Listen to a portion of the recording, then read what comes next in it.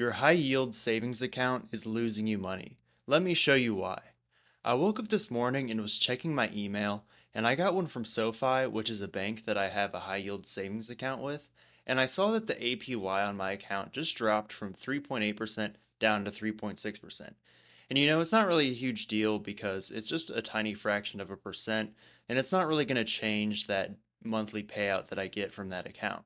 But it just reminded me of what's really happening in this economy and something I feel like a lot of people are probably missing. So I remember when I opened this account back in 2023, and my APY was around like 4.6 to 4.8%. And I don't really remember exactly, but I know that since then I've quietly lost more than a full percent of yield. And I couldn't tell you when of these downgrades happened. It's just kind of trickled down over time quietly through different emails without any real full announcements. And that's the thing about these accounts is that most people don't even know what their current APY is. They just signed up because that's what they were told they should do, and that these savings accounts are basically impenetrable vaults where your money is safe from inflation. But that's just not really true. And don't get me wrong here, a high yield savings account is definitely better than a checking account that only earns like 0.1%. But think about it like this: the government says inflation is around 3% right now, and if your high yield savings account pays 3.6%, you're really only earning 0.6% in real terms, and that's before you even pay taxes on that payout. So the Fed is cutting interest rates now, which means that yields are going to just keep dropping. So you might be still getting, 3% from your high yield savings account, but really you're losing purchasing power over time. So by all means, you should still be using a high yield savings account, but it should really be a last line of defense for your money. The high yield savings account is where your emergency fund should go, and any short term goal money that you may have, basically just wherever you need to have liquid cash available. But there's a lot of people that treat the high yield savings account almost like an investment account, and they'll put 20,000, 30,000, or even $50,000 in that account, and they just feel like, that's the best decision with, their money, and they're being financially responsible. But really that money is just melting away over time. So this is bringing me to what's happening in the bigger picture, and it's what's called a K-shaped economy. So basically, there's some people that are saying right now the economy is terrible and that nothing is affordable and they're just struggling to get by and make those payments.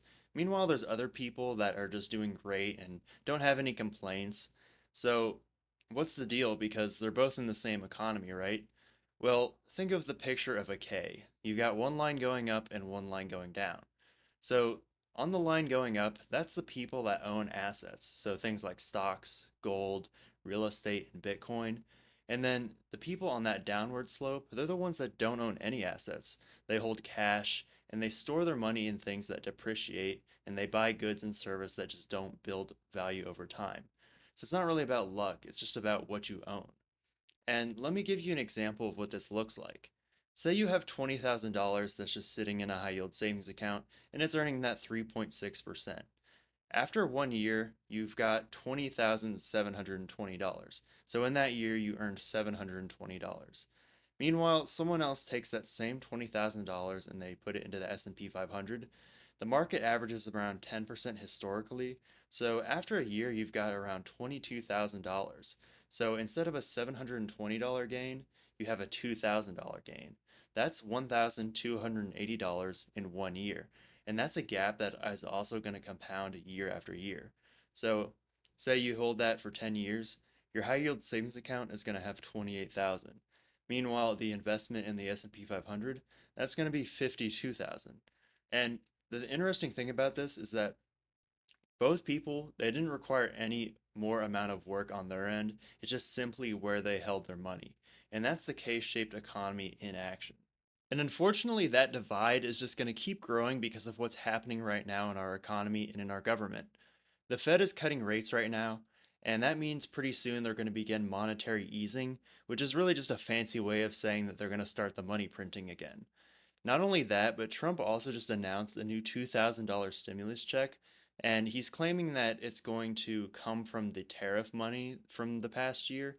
But here's the thing: if you do the math on that with the tariff income versus how much money will need to be paid out for every person to get $2,000, there's still going to have to be some money that's funded by government debt, which just means that more money printing is coming up in the future. So, the moral of the story is that the dollar is going to continue to weaken and prices are going to go up. But that doesn't just mean prices at the grocery store and prices at the gas pump. That means also the prices of your assets. So, once again, if you own a lot of assets and you park your money in things like stocks, real estate, and Bitcoin, your net worth is just going to keep climbing. But if you're holding just cash in a high yield savings account, you're just going to be falling behind. So, what should your main takeaway be from all of this? You should still be keeping your emergency fund in a high yield savings account, and maybe if you're planning to put a down payment on a home or buy a new car soon, you should put the money there too. But if you have any extra money that you bring home each month, you need to be putting that money into assets. You can start simple with an ETF like VTI or VOO, which is the S&P 500, and if you want to continue diversifying beyond that, you can start looking into hard assets like gold or Bitcoin, which will hedge against debasement of the dollar. And yes, those are kind of controversial assets, but I do believe in them long term. And really, no matter what you choose to buy, you just need to have some kind of asset because the dollar is going to continue to weaken. So you need to have your money in something that will just go up as the dollar weakens. So listen, I'm not saying high yield savings accounts are bad. They're just not the wealth building tool people make them out to be. Holding all your money there isn't helping you in the long term, and if you keep doing that, you're just going to end up on the downward slope of decay. So stop chasing these tiny yields and start purchasing real assets, because the high yield savings account is never going to cut it. And if you really want to build wealth in this economy, you absolutely have to be an asset holder.